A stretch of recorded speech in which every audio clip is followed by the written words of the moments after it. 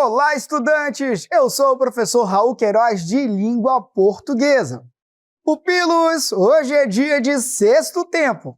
Essa é uma ação da Secretaria de Educação de Manaus em parceria com a Super Ensino e o Centro de Mídias Educacionais. Sabem onde estamos? Em um lugar mágico, onde as águas contam histórias e a lua escolhe estrelas. Bem-vindos ao mundo das lendas!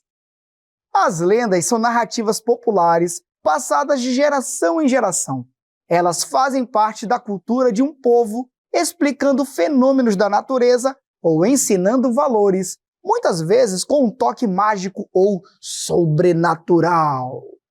Mas, pupilos, por mais encantadoras que sejam, as lendas também têm elementos importantes da narrativa, como o narrador, os personagens, o espaço, o tempo e, claro, o conflito gerador do enredo, que impulsiona toda a trama.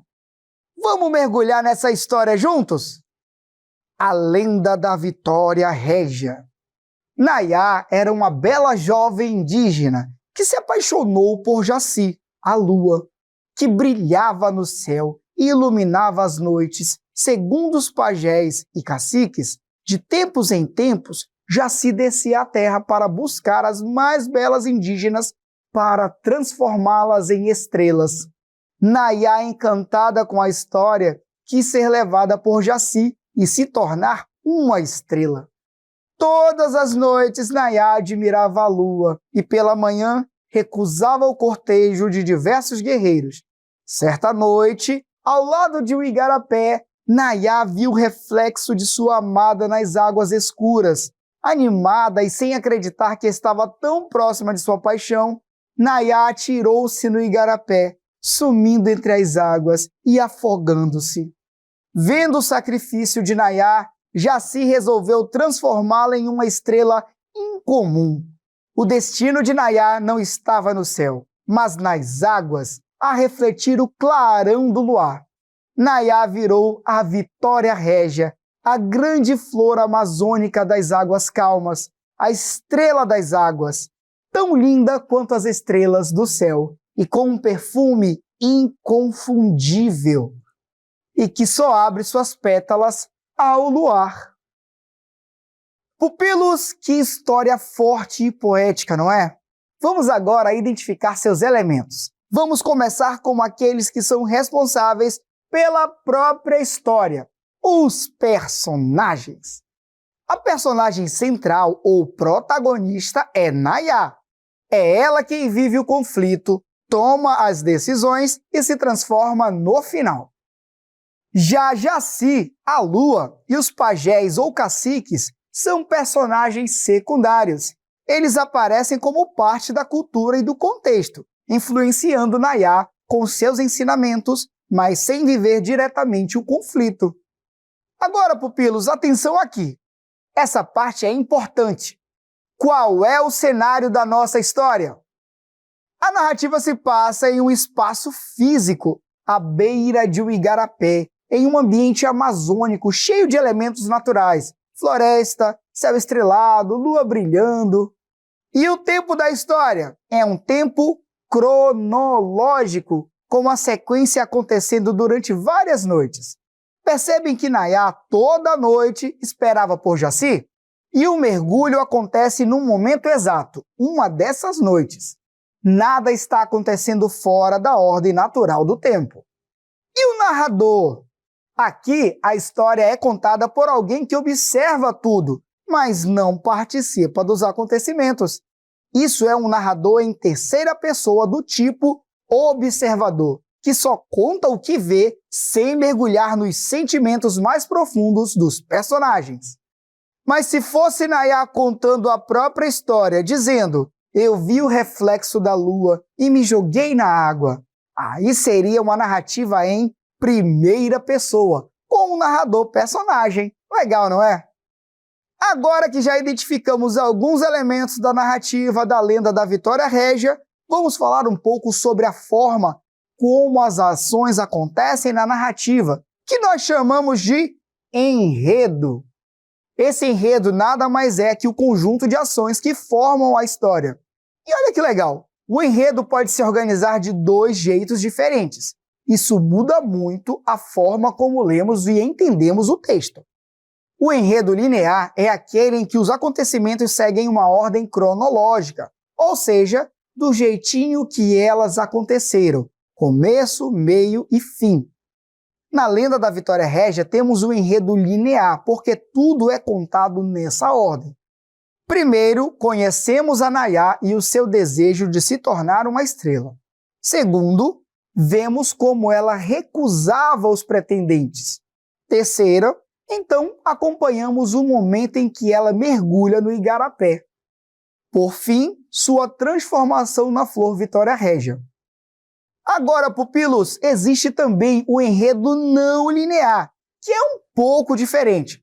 Nesse tipo, o autor pode embaralhar os acontecimentos, começar do meio, voltar para o passado, depois ir para o presente de novo e assim uma confusão temporal. Mas atenção, pupilos, não importa o tipo de enredo, o importante é a gente saber identificar a sequência dos fatos e o momento em que acontece o conflito, ou seja, o ponto que faz a história andar. Agora, pupilos, tem duas partes do enredo que são super importantes e que às vezes confundem a cabeça da gente. O conflito gerador e o clímax. E claro, eles também aparecem na nossa lenda. O conflito gerador é aquele momento que dá início ao problema, ao desafio que a personagem precisa enfrentar. Na nossa lenda, o conflito começa quando Nayá, encantada com a lua e com a história das jovens que viram estrelas, deseja se tornar uma estrela também. Esse desejo é tão forte que muda o rumo da vida dela. E aí vem o clímax, pupilos. É o ponto de maior tensão da história, aquele momento em que a gente lê prendendo a respiração.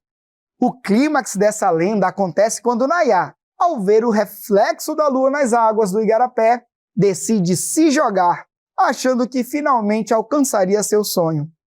A partir daí, vem o desfecho. Nayá não se torna uma estrela no céu, mas sim uma estrela das águas, a flor Vitória Régia, que só abre suas pétalas à noite, quando Jaci brilha no céu. Perceberam como o conflito e o clímax estão dentro do enredo e fazem a história avançar? Sem o desejo da Nayá, nada disso teria acontecido. E o mergulho dela nas águas é o momento que nos leva ao final encantador da narrativa. Agora sim, pupilos, com todos esses elementos claros, podemos avançar para a nossa próxima etapa, a questão modelo. E para a nossa questão modelo, vamos ler o seguinte trecho do conto O Pavão, de Rubem Braga. Vamos acompanhar. O Pavão. Eu considerei a glória de um pavão ostentando o esplendor de suas cores. É um luxo imperial. Mas andei lendo livros e descobri que aquelas cores todas não existem na pena do pavão. Não há pigmentos. O que há são minúsculas bolhas d'água em que a luz se fragmenta como em um prisma. O pavão é um arco-íris de plumas. Eu considerei que este é o luxo do grande artista, atingir o máximo de matizes com o mínimo de elementos. De água e luz ele faz seu esplendor. Seu grande mistério é a simplicidade. Considerei por fim que assim é o amor, ó, minha amada. De tudo que ele suscita e esplende e estremece e delira em mim, existem apenas meus olhos recebendo a luz de teu olhar. Ele me cobre de glórias e me faz magnífico. Gente, pigmento é uma substância que dá cor aos tecidos ou às células de um organismo. Prisma é um elemento sólido geométrico cujas bases são figuras geométricas planas iguais. E agora o comando da questão. Com base no texto, identifique a alternativa que apresenta corretamente uma característica da estrutura narrativa. Letra A. O texto possui um enredo tradicional com introdução, desenvolvimento e conclusão bem definidos, seguindo a estrutura clássica da narrativa. Letra B. O conflito gerador do texto ocorre quando o narrador descobre que as cores do pavão são uma ilusão, o que desencadeia uma reflexão sobre a simplicidade. Letra C. O espaço e o tempo são claramente definidos, permitindo ao leitor situar-se com decisões onde e quando os acontecimentos ocorrerem. Letra D. O narrador da história é considerado um narrador observador. Pupilos, o texto não segue um enredo tradicional com começo, meio e fim. Em vez disso, ele mistura elementos narrativos com uma reflexão poética, ou seja, é mais uma crônica reflexiva do que uma narrativa com estrutura clássica. Portanto, podemos eliminar a alternativa A. Reparem também que o texto não apresenta informações claras sobre onde ou quando a história se passa. O foco está mais nos sentimentos e pensamentos do narrador, e não tem um cenário específico com tempo definido. Assim, descartamos a alternativa C. Observem, meus pupilos, que o narrador fala em primeira pessoa, usando expressões como eu considerei e meus olhos. Isso mostra que ele participa da história e compartilha suas próprias impressões. Portanto, é um narrador personagem e não um narrador observador. Podemos descartar aí a letra D. O conflito surge quando o narrador descobre que as cores do pavão não existem de verdade, são apenas um efeito de luz. Essa descoberta leva a refletir sobre a simplicidade e depois a fazer uma comparação com o amor. É essa virada de pensamento que movimenta o texto. Então está correta a alternativa B. Agora que já vimos tudo sobre o assunto elementos da narrativa, é hora de praticar. Vamos praticar! Bom exercício para vocês!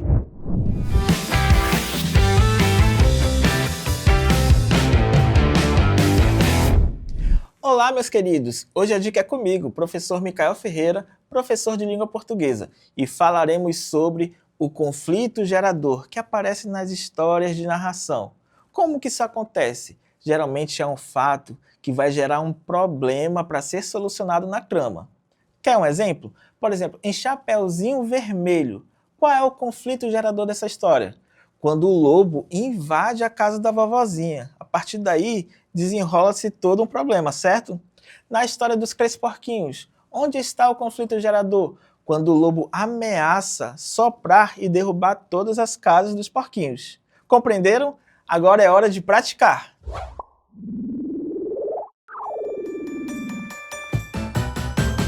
Fala galerinha, hora de começar.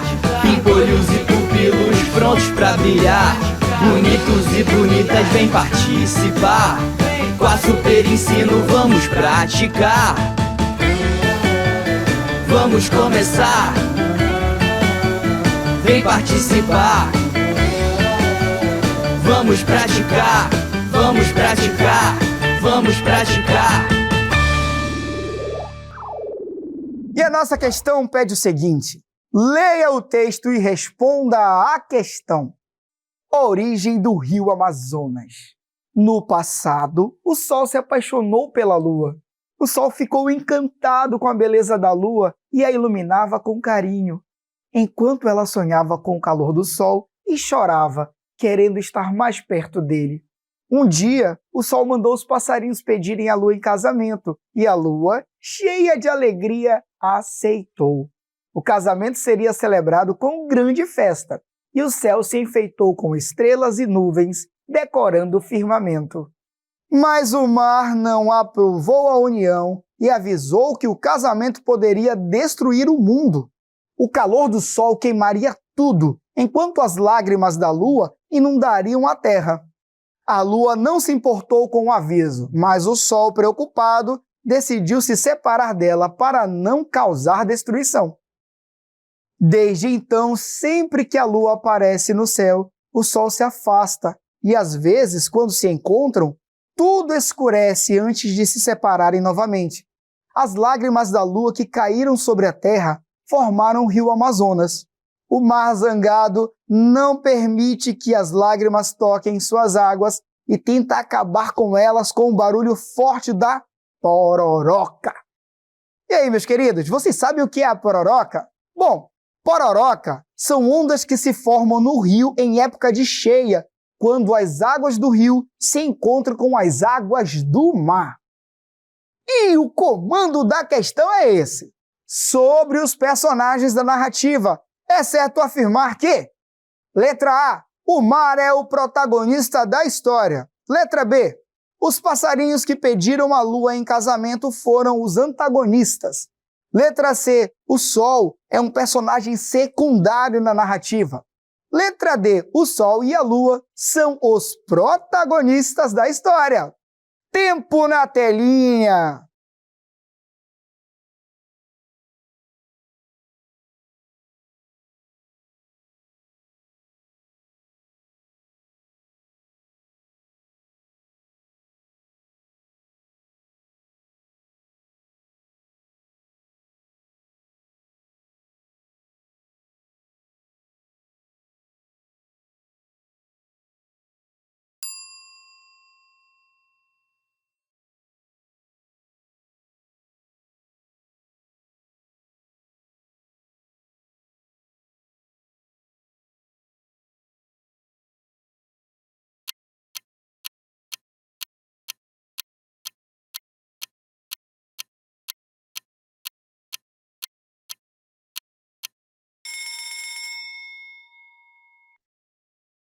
Vamos lá, meus pupilos? Vamos analisar o texto com calma. O mar não é o protagonista da história. Ele aparece como um personagem que cria um obstáculo ao casamento do Sol e da Lua. Ou seja, ele age como antagonista, aquele que se opõe ao desejo dos protagonistas. Portanto, eliminamos a A. Já os passarinhos não atrapalham em nada, pelo contrário, eles ajudam o Sol a fazer o pedido de casamento. Por isso, são personagens secundários que participam da história, mas não vivem o conflito principal. Assim, descartamos a alternativa B. O Sol não é secundário. Ele é um dos personagens principais, já que sua escolha de se afastar da Lua é o que dá rumo à narrativa. Então podemos descartar a alternativa C também. Tanto o Sol quanto a Lua são os protagonistas, porque são eles que vivem o conflito amoroso, tomam decisões e fazem a história acontecer. O texto gira em torno desse amor impossível e das consequências que ele traz. Portanto, meus pupilos, a alternativa correta é a letra D. E agora a nossa questão pede o seguinte: analise o texto e responda à questão. A viagem ao passado. Em uma pequena cidadela, havia uma lenda sobre uma pedra mágica que permitia viajar no tempo. Numa manhã nublada, Lucas, um garoto curioso e aventureiro, encontrou uma pedra no fundo da floresta da cidadela, escondida entre raízes antigas de uma árvore gigante. Ao tocá-la, sentiu-se transportado para outro lugar. Quando olhou ao redor, percebeu que estava em um campo vasto e desconhecido. O céu estava limpo e azul, e o som do vento soprando nas árvores era tranquilizador.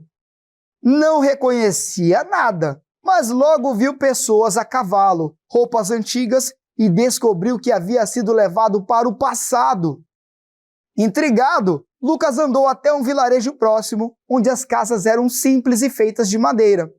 As pessoas olharam com curiosidade e ele logo entendeu que estava em uma época muito diferente da sua. Após explorar um pouco mais, Lucas descobre que, se não voltasse logo, poderia ficar preso naquele tempo para sempre. Então decidiu voltar à pedra mágica na floresta. Com o último toque, a pedra brilhou intensamente e Lucas foi transportado de volta ao presente, exatamente no mesmo local e hora em que havia começado sua jornada, mas com uma nova perspectiva sobre o tempo e o espaço. Então, pupilos, a partir do texto apresentado, o tempo narrativo é: letra A, psicológico, pois foca apenas nos sentimentos e pensamentos do personagem, sem uma ordem clara dos acontecimentos. Letra B é cronológico, pois os eventos seguem uma sequência lógica, com começo, meio e fim bem definidos. Letra C, psicológico, pois os acontecimentos não seguem uma linha do tempo organizada e ocorrem de forma subjetiva. Letra D, atemporal, sem nenhuma indicação de sequência ou mudanças temporais. E olha o cronômetro!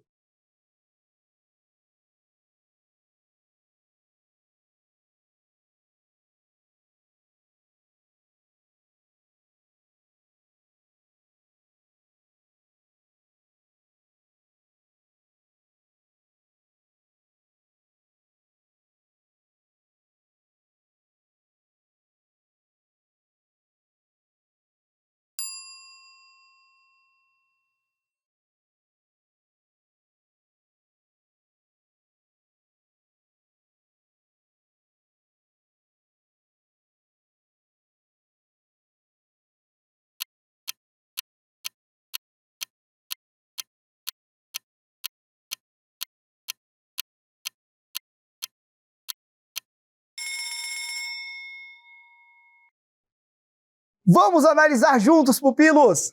A narração não sugere que o foco seja apenas emocional. Pelo contrário, o autor mostra a viagem com uma sequência lógica, com cenário, personagens de outra época e um retorno exato ao ponto de partida. Dessa forma, o tempo narrativo aqui não é psicológico. Então podemos descartar as alternativas A e C. Observem que o texto dá sim pistas claras de tempo. A história começa numa manhã nublada, e mesmo que não saibamos a duração exata da viagem, sabemos que há um tempo inicial, uma duração da viagem do personagem, um retorno ao seu tempo de vida e um encerramento da história. Há coerência e continuidade, portanto, eliminamos a alternativa D. Agora, pupilos, percebam que o tempo da história se desenvolve de modo cronológico. Há uma situação e tempo inicial, numa manhã nublada. Um desenvolvimento, que é a viagem no tempo, e o retorno para a realidade, que é o tempo final. Portanto, a alternativa correta é a letra B de bonitos.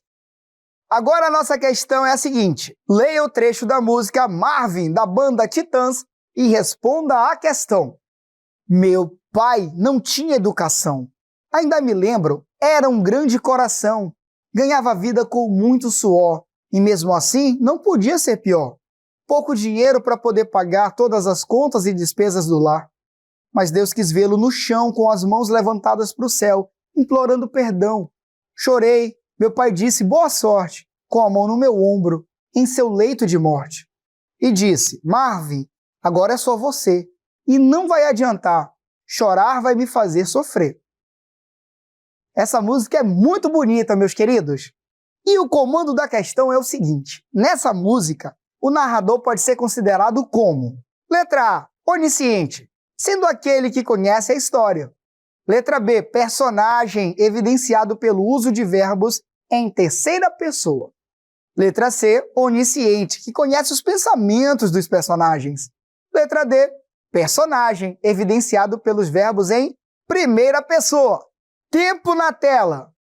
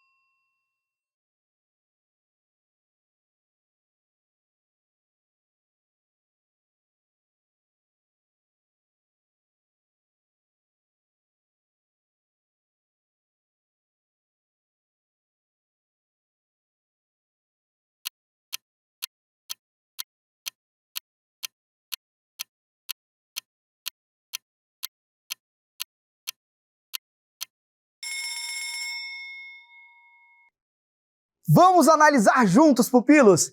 Percebam que o narrador não é onisciente, ele não demonstra conhecer a história narrada. Na verdade, ele está contando a própria história, o que já nos mostra que se trata de um narrador protagonista. Portanto, descartamos a alternativa A. O narrador personagem usa verbos em primeira pessoa e não em terceira. E no texto, o uso de verbos em terceira pessoa não aparece. Muito pelo contrário, o narrador fala em primeira pessoa, usando meu pai, ainda me lembro, chorei. O único trecho em que é possível notar o uso da terceira pessoa é na fala do pai do narrador. Então podemos descartar também a alternativa B. Como já comentamos, o narrador não é onisciente, ele não conhece os pensamentos do personagem, nem é explorado o uso de terceira pessoa. Portanto, a alternativa C não pode. Pupilos, nessa música temos o narrador personagem, conhecido também por narrador protagonista, que está contando a própria história em primeira pessoa. E isso é evidente pelos verbos e pronomes como lembro, meu pai, chorei. Então a alternativa correta é a letra D, de estudantes dedicados.